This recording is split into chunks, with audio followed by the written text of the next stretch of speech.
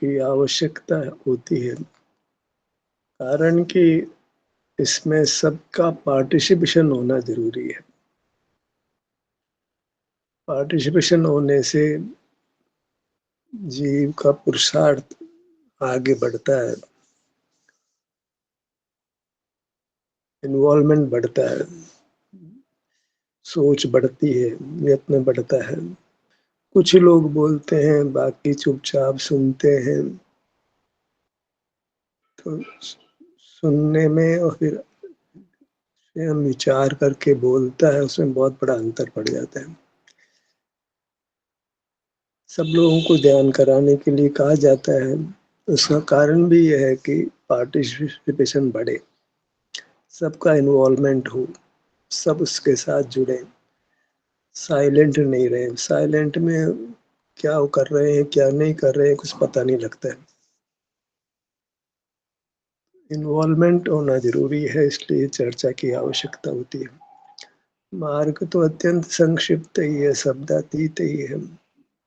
सुनने में भी शब्द खड़े होते हैं, बोलने में भी शब्द खड़े होते हैं, पर हम अशब्द रह कहाँ पाते हैं। रह पाते तो फिर सेशन की जरूरत नहीं होती। मार्ग जितना सरल है उतना ही कठिन इसलिए है कि हमको संस्कार नहीं है अपने में रहने का। अनादि से बाहर रहे हैं, विषयों के साथ जिए हैं, तो वह एक साथ ही छूट जाए जो संभव नहीं है। तो इस संक्षिप्त मार्ग का ही हम विस्तार करते हैं, ताकि मार्गातीत नहीं हो, अन्यथा फिर कुछ का कुछ होगा। अनुभव कर नहीं पाते हैं क्योंकि संस्कार नहीं है और मार्ग अत्यंत संक्षिप्त है। तो फिर विस्तार करने की आवश्यकता हो ही जाती है। संक्षिप्त से काम होता हो तो कोई विस्तार की जरूरत नहीं थी, पर काम नहीं होता है। हमको इन्वॉल्व होना पड़ता है स्वाध्याय में, चर्चा में, ताकि उस अनुभव के मार्ग की अच्छी समझ हो। असल में दृष्टि परिवर्तन हो जाता है तो फिर अपने आप ही अनुभव का प्रयत्न होने लगता है, आलम्बन की जरूरत नहीं पड़ती है।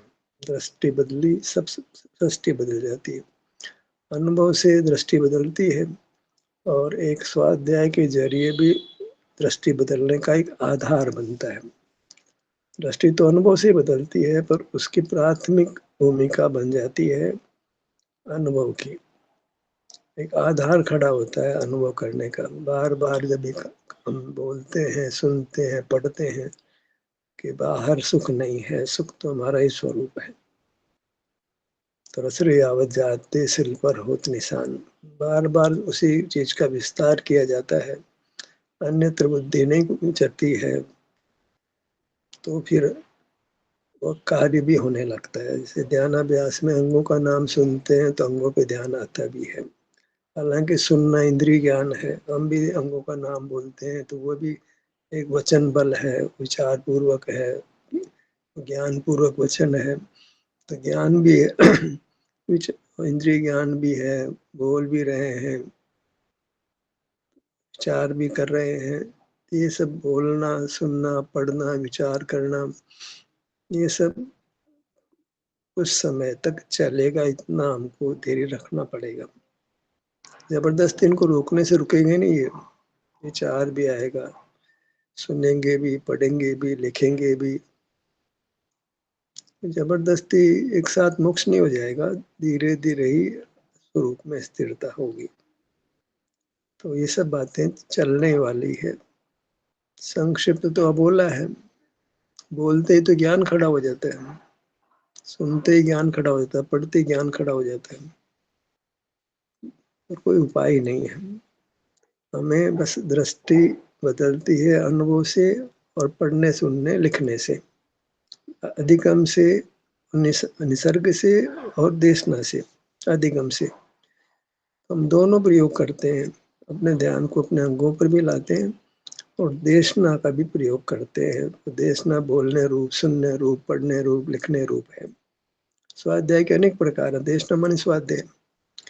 तो ध्यान और स्वाध्याय मार्ग ध्यान है, लेकिन ध्यान में निरंतर नहीं रह पाते हैं, तो उसका एक स्वरूप च्युति होने पर निचले गिरने की पहले स्टेप स्वाध्याय है। और स्टेप मानना तो कोई मानना नहीं है असल में। ध्यान और स्वाध्याय से उत्कृष्ट कुछ भी नहीं है। फिर तो वो क्रियाकांड की श्रेणी में जाता है। इतना है कि फिर सहज ही हमारी कषाय मंद होती है, तो उसका भार में आचरण में भी अंतर दिखाई देता है। भौतिक विषयों का सेवन कम होता है, भौतिक पदार्थों का सेवन कम होता है, इधर उधर भागना दौड़ना कम होता है, मनोरंजन के कार्यक्रमों में कम से कम शामिल होते हैं। वो सब ऑटोमेटिक कषाय के मंद होने से हमारी चर्या में अंतर होता है। कोई जबरदस्ती नहीं है, ऑटोमेटिक है। ऐसे ही अनुभव के बाद छूट करके स्वाध्याय भी ऑटोमेटिक है।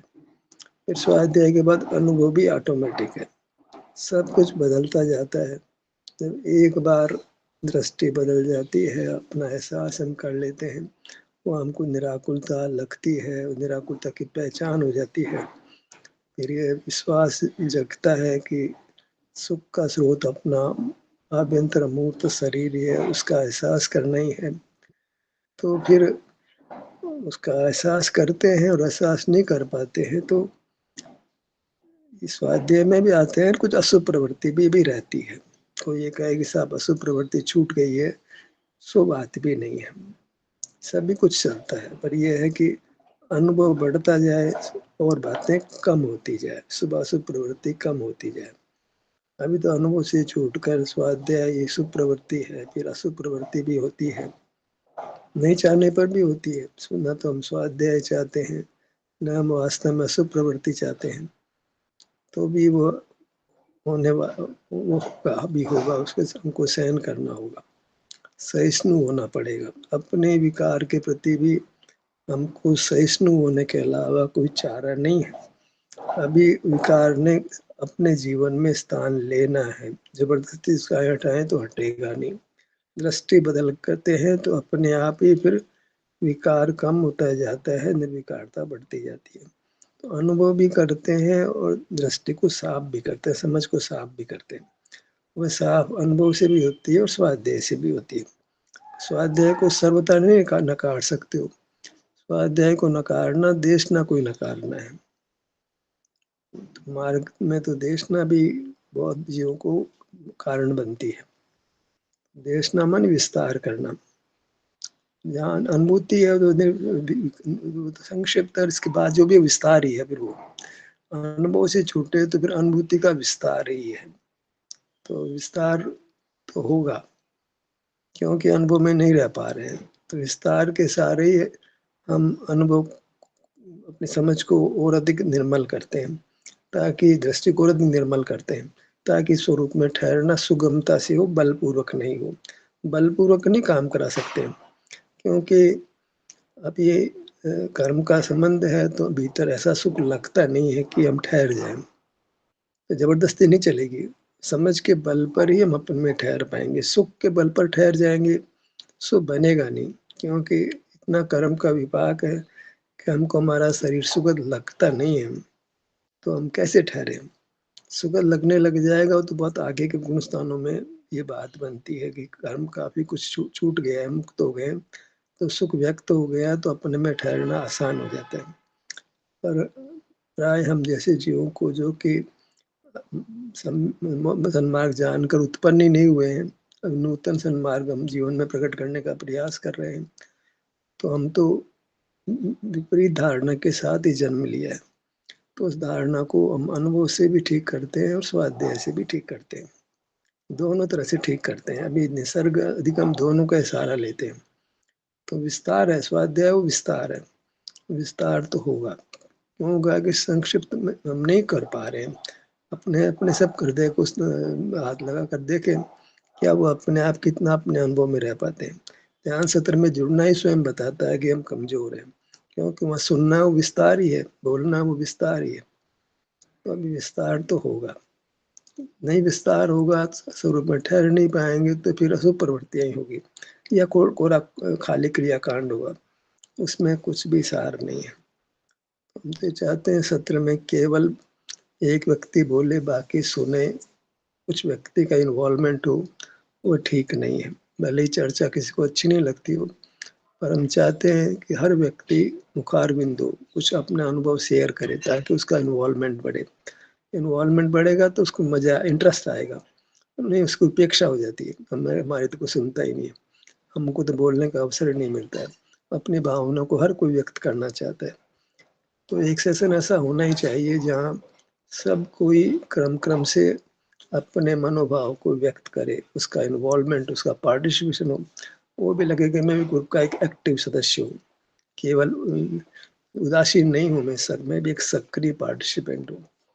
उदासीनता में मार्ग नहीं बनता है, प्रमाद खड़ा होता है। तो हम भाग लेते हैं, बोलते हैं, तो थोड़ा हमारा इन्वॉल्वमेंट बढ़ता है, सक्रियता बढ़ती है, तो पुरुषार्थ में बल मिलता है। तो मैं चाह रहा हूँ कि भाई कुछ थोड़ा बहुत हर व्यक्ति को चर्चा में बोलना चाहिए, चाहे वो किसी भी रूप में हो, उसमें कोई कंडीशन बट कुछ भी नहीं। वह मनोभाव को जैसे भी व्यक्त करे, चाहे प्रश्न के रूप में करे, चाहे किसी भी रूप में करे, वो अपने मनोभाव को व्यक्त करे, उसको अवसर दें, उसका पार्टिसिपेशन बढ़े, ताकि वो भी समझे कि वह भी एक महत्वपूर्ण इकाई है सत्र की। उसको उसको इग्नोर नहीं किया जा रहा, उसकी उपेक्षा नहीं की जा रही, उसको उसका सम्मान दिया जा रहा है। तो इसलिए आप लोग सत्र में कम से कम कुछ समय तो अवश्य पार्टिसिपेट करें, हर व्यक्ति पार्टिसिपेट करे, कैसे में सबका पार्टिसिपेशन हो, थोड़ा थोड़ा ये सब हर व्यक्ति अपने मनोभाव को किसी न किसी रूप में प्रस्तुत करे, इन्वॉल्व हो, उसकी सक्रियता बढ़े, उसकी महत्ता भी हम सब बने, ताकि मार्ग में गति हो सके। इसलिए और बात मैं नहीं करना चाहूँगा, आप लोग बोले। सच्चाई है उसको स्वीकार करना है, जो हो रहा है अपने भीतर उसको स्वीकार नहीं करोगे तो आकुलता होगी। कर्म का विपाक है, उसको स्वीकार करना ही चाहिए। हालांकि मार्ग को तो हमने संक्षिप्त रखा है कि अपने स्वास्थ्य की सुख की स्थिति है, उसका अनुभव करेंगे तो स्थिरता बनती है, और ये अच्छा आधार पे हम ठहर पाते हैं। पर जो हो रहा है उसको स्वीकार नहीं करेंगे तो बहुत आकुलता होगी, बहुत तकलीफ होगी। जो हो रहा है उसको स्वीकार करना है और अपना मनोभाव भी कायम रखना है। मुझे सुख चाहिए तो सुख की स्थिति का अनुभव करूंगा, और बातें आएगी अनुभव में आएगी, लेकिन मुझे क्या चाहिए, सुख चाहिए तो सुख का अनुभव करूंगा।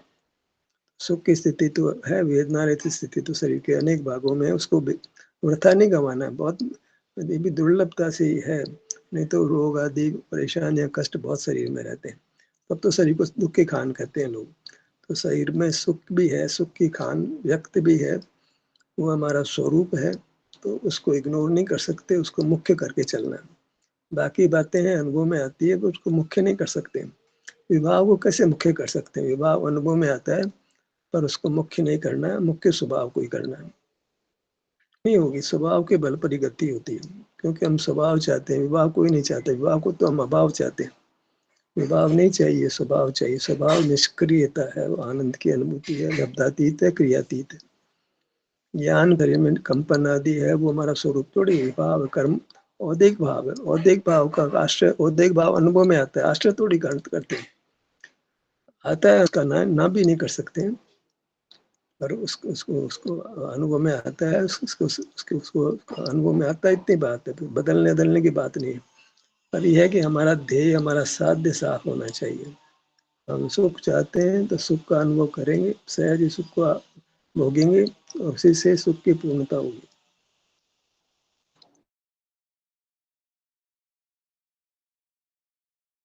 हाँ, इसमें लौकिकता में उसको अनुभव कहते हैं, मोक्ष मार्ग में उसको अनुभव नहीं कहते, वो तो इंद्रिय ज्ञान इंद्रिय सुख ही है। मोक्ष मार्ग में उसको फिर अनुभव नाम मिलता है, लौकिकता में उसको अनुभव नाम मिलता है। लौकिकता में तो ज्ञान भी अच्छा कहा जाता है, क्रिया भी अच्छी कही जाती है, सब अच्छी कही जाती है, अपेक्षाएं अलग अलग है। संसार तो सुखपूर्वक ज्ञान से चलता है, क्रिया से चलता है। वहाँ बाहर भी खड़े हो, ज्ञान का निषेध करो, क्रिया का निषेध करो, तो फिर बाहर का जीवन दुखमय हो जाएगा। बाहर तो ज्ञान ही हमको सहाय करता है, क्रिया हमको सहाय करती है। बाहर रहो और कुछ भी क्रिया नहीं करोगे तो शरीर खराब हो जाएगा। बाहर के नियम अलग है, अंदर का नियम अलग है।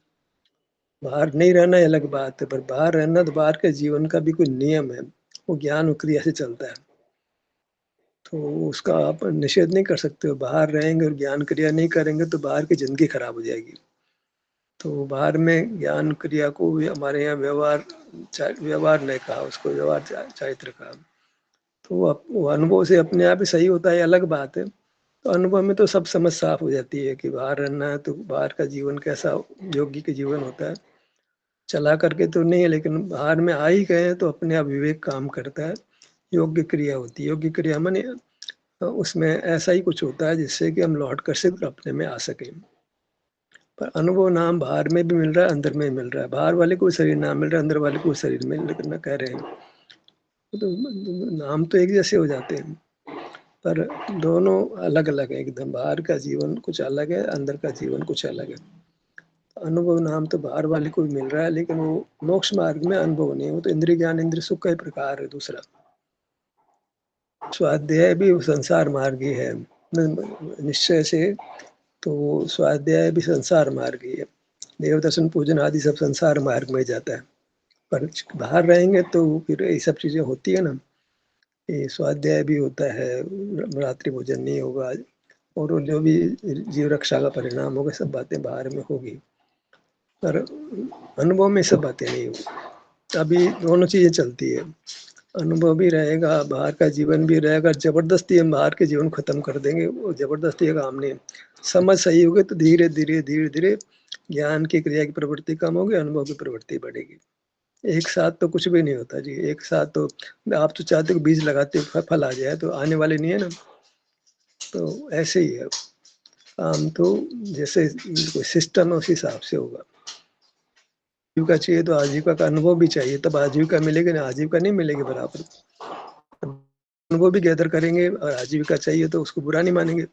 हम तो आजीविका नहीं करेंगे जी तो नहीं चलेगा ना, फिर तो बाहर का जीवन खराब हो जाएगा।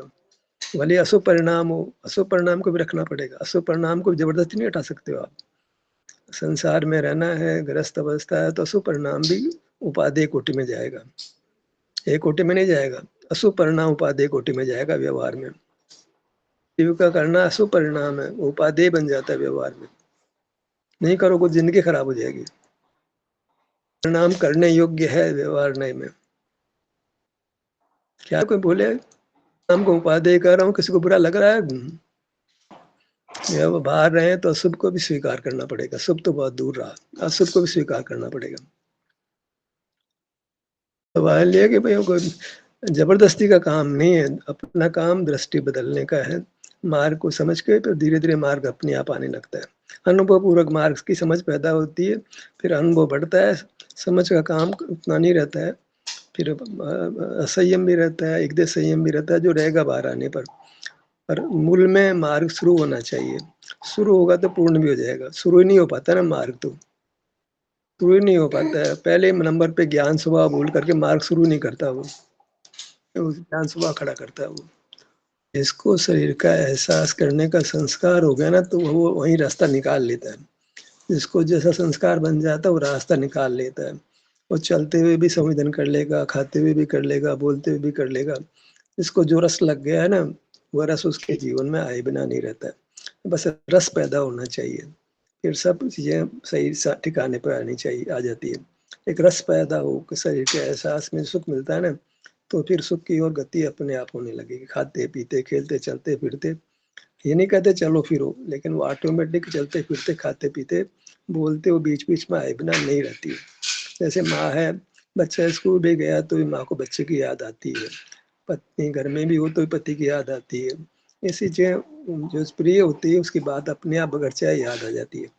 ऐसे ही संस्कार पड़ गया संवेदन का, तो अन्य काम करते करते भी संवेदन बीच में बलात् आ ही जाता है। समझ के कारण से, दृष्टि कारण से संवेदन अपने आप आ जाता है। ऐसे ही मार्ग में आगे बढ़ता है जीव। एकदम चेंज कुछ भी नहीं होता है। हाँ, मैं बोलूँ जी। मूर्त शरीर माध्यम नहीं बनता है, अपना तो अमूर्त शरीर में को डायरेक्ट ग्रहण करते हैं। तो परोक्ष हो जाएगा, सीधे हम पहुंच जाते हैं मूर्त शरीर पर। मूर्त शरीर का माध्यम तब कहें कि हथेली को अपन अपने बदन पे लगावें, फिर संवेदन करें, तो भाई चलो ये मूर्त शरीर के माध्यम से काम हुआ। अन्यथा तो सीधे सीधे हम डायरेक्ट अपने अमूर्त शरीर पर जा सकते हैं। माध्यम में फिर मार्ग थोड़ा सा कुछ पराश्रय पूर्वक स्वाश्रय हुआ, सीधे ही सिर के भाग पर आए तो मूर्त सिर को लक्ष्य में नहीं लेना। सीने के भाग पे आए तो मूर्त शरीर को लक्ष्य में नहीं लेना, मूर्त सीने के भाग को लक्ष्य में नहीं लेना। सीधे हम अपने आभ्यंतर अमूर्त शरीर तक पहुंच सकते हैं। बीच में अमूर्त शरीर को याद करना पड़े ऐसी आवश्यकता नहीं है। और बाकी तो दृष्टि बदल जाती है, वही मुख्य बात है, वही आज तक हुई नहीं थी पहले। क्योंकि शरीर के नाम से हमको ये मूर्त शरीर ख्याल में आता था, हमको भी, विद्वानों को भी, एवं मुनियों तक को भी। जहाँ शरीर शब्द है वो मूर्त शरीर को ही लेते हैं। वो अपना अमूर्त शरीर है, वही वास्तव में शरीर है, क्योंकि हमारी हमको तो अनुभव में रात दिन उसी का प्रयोग होता है। बाहर का शरीर तो कभी आंख से देखते हैं, अदरवाइज तो हाथ को हिलाने के लिए मूर्त शरीर को थोड़ी देखना पड़ता है। शरीर को, गर्दन को हिलाने के लिए मूर्त शरीर, मूर्त गर्दन को थोड़ी देखना पड़ता है। हम 9% तो अपने अमूर्त शरीर को ही काम में लेते हैं। पर क्या है कि आंखों से देखते हैं तो मूर्त शरीर प्रसिद्ध हो गया। अब उस प्रसिद्धि को तो खत्म करना है, अमूर्त शरीर को प्रसिद्ध करना है, मूर्त शरीर को अप्रसिद्ध करना है। उसको तो दृष्टि में लेना ही नहीं, दृष्टि में तो रहा ही नहीं, अब ज्ञान में भी नहीं लेना। अब ये नहीं कि दर्पण के सामने चेहरे पे क्रीम लगा रहे हैं, पॉलिश मसाज कर, जो भी कुछ कर रहे हैं, चेहरे को सुंदर बनाने की कोशिश कर रहे हैं, बढ़िया कपड़े सुंदर पहन करके शुभ बनाने की कोशिश कर रहे हैं, वो तो बात ही खत्म हो गई। अब वो तो एक ठीक है, कोई ऐसा कार्यक्रम आ जाए जहाँ की ऐसी आवश्यकता लगती है, अलग बात है। पर दृष्टि में वो मूर्त शरीर नहीं रहा। दृष्टि में अपना मूर्त शरीर आ गया, उस संवेदनगम्य शरीर आ गया। मूर्त शरीर साध में ये बात भी, अभी ज्ञान मिटानी है तो ज्ञान में रहती है, बात के साथ में है। इसको व्यवहार से अपना मानेंगे भी, कहेंगे भी, इसको बिना व्यवहार नहीं चलता है। तो व्यवहार भी बाहर की भूमिका में व्यवहार मुख्य हो जाता है, अंदर की भूमिका में निश्चय मुख्य हो जाता है। व्यवहार की भूमिका में व्यवहार मुख्य होता है, गुण नहीं होता है, अन्यथा व्यवहार खराब हो जाएगा। व्यवहार बाहर खड़े हो, खड़ा रहना अनिवार्य है, तो वहाँ व्यवहार नय के अनुसार ही प्रवर्तना चाहिए, वहाँ निश्चय नय को नहीं डालना चाहिए, नहीं व्यवहार खराब हो जाएगा। व्यवहार भूतार्थ हो जाता है जब आंखें खड़ी होती है, तो उसके हिसाब से चलना चाहिए। और अपने अंदर में है तो व्यवहार को बिल्कुल, व्यवहार अभूतार्थ हो जाएगा। देखो अंदर है तो निश्चय भूतार्थ है, बाहर है तो व्यवहार भूतार्थ है, ऐसा सुमेल रखना पड़ेगा, नहीं सब गड़बड़ हो जाएगा। न व्यवहार सर्वथा भूतार्थ है अभूतार्थ है, न निश्चय सर्वथा भूतार्थ अभूतार्थ है। कहाँ किस भूमिका में हो उसके हिसाब से व्यवहार निश्चय को काम में लेना चाहिए। समता भाव है, स्वीकार करना है, जहाँ जैसे हो उसको अस्वीकार करके तो फिर आपका जीवन कष्टमय हो जाएगा। मुझे स्वीकार करने से शांति है, उसी का नाम समता भाव है। अस्वीकार करेंगे मिटा सकते नहीं, अस्वीकार करेंगे तो दंड हो जाएगा, खींचतान हो जाएगी। मार्ग खींचतान का नहीं है, मार्ग एकदम सहज सुगमता का है। खींचतान में टेंशन होता है, तनाव होती, स्वास्थ्य बिगड़ता है। मोक्ष मार्ग नहीं, मोक्ष मार्ग नाश हो जाता है। व्यवहार शरीर के रहने दो, निश्चय को निश्चय शरीर के रहने दो। बाहर रहेंगे तो कुछ आकुलता में जीना है, वहाँ जो है होगी आकुलता, लेकिन वो उसको व्यवहार में कमजोर भूमिका में व्यवहार को हटाने की जबरदस्ती कोशिश करेंगे तो हटेगा नहीं, आकुलता हो जाएगी। संतुलन अनुभव आपको संतुलित बनाता है, बैलेंस्ड बनाता है। बाहर कैसे जीते हैं, जहाँ आकुलता नहीं हो, भीतर जीते हैं तब तो निराकुलता है ही। भीतर में भी, वेदना में भी आप संभाव रखते हो, आकुल व्याकुल नहीं होते हो। आकुलता व्याकुलता का तो काम है ही नहीं। बाहर में ऐसा जीते हैं कि आकुलता ज़्यादा नहीं हो, अंदर में ऐसे जीते हैं कि आकुलता ज़्यादा नहीं हो। हमारा तो निराकुलता रूप है ना, तो दोनों स्थितियों में, बाहर भीतर दोनों में समता भाव रखना पड़ता है, नहीं काम बनती।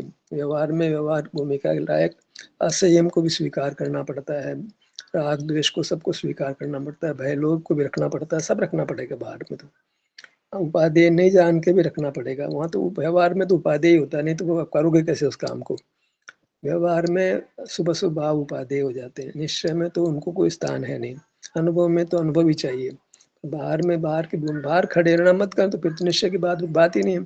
व्यवहार बाहर भी अभी हटा नहीं सकते हो तो व्यवहार नहीं हटा सकते, व्यवहार के अनुकूल फिर अशुभ भाव भी होगा, शुभ भाव भी होगा, लेकिन यथा योग्य होगा। जबरदस्ती का शुभ भाव नहीं, जबरदस्ती का शुभ भाव नहीं होगा। तुम्हें करेंगे हम तो शुभ भाव करेंगे, शुभ भाव नहीं करेंगे, बात नहीं है। जितना अपरिहार्य, जिसको हटा नहीं सकते हैं, वही शुभ रहेगा, वही शुभ रहेगा। जबरदस्ती की क्रिया अशुभ भी नहीं होगी, जबरदस्ती क्रिया शुभ भी नहीं होगी। जितने जिनको हटा नहीं सकते हैं, हटा सकते हैं उसको नहीं अस्वीकार करेंगे। जिस शुभ अशुभ परिणाम को हम हटा सकते हैं उनको गले नहीं लगाएंगे, जिसको नहीं हटा सकते हैं उसको रखना पड़ेगा, कुछ चारा नहीं है, तनाव हो जाएगा। दुकान पे बैठ के आप कहोगे साहब मैं दुकान पे नहीं तो मैंने माल का दाम पूछेगा, दाम नहीं बताऊंगा, जैसे भाव ना हो तो फिर दुकान चलेगी आपकी? वो आपसे दुकान चलेगी कि तुम्हारा तुम शुद्धोम बुद्धोम बोल के दुकान चलाओगे? अब है अनुभव नहीं कर पा रहे हैं, स्वाध्याय शुभोपयोग रखना पड़ेगा ना, चर्चा रखनी पड़ेगी, जो है कोई सेशन में जुड़ना भी पड़ेगा, स्वाध्याय भी करना पड़ेगा, सब करना पड़ेगा ना, नहीं तो फिर बात मुश्किल हो जाएगी। अब अंदर नहीं करा पा रहे हैं साहब, तो उधर इसका ध्यान का विस्तार मत करो जी, तो अब ध्यान इधर ध्यान नहीं हो पा रहा है ना, तो क्या करें फिर? स्वाध्याय को छोड़ देंगे? शुभ भी रखना पड़ेगा ना। ये पूजा ही कर रहे हो, लंबी लंबी पूजा कर रहे हो, विधान कर रहे हो, ये क्या तमाशा है? उसकी ये कहाँ जरूरत थी? वो जबरदस्ती खींच के शुभ उपयोग करोगे।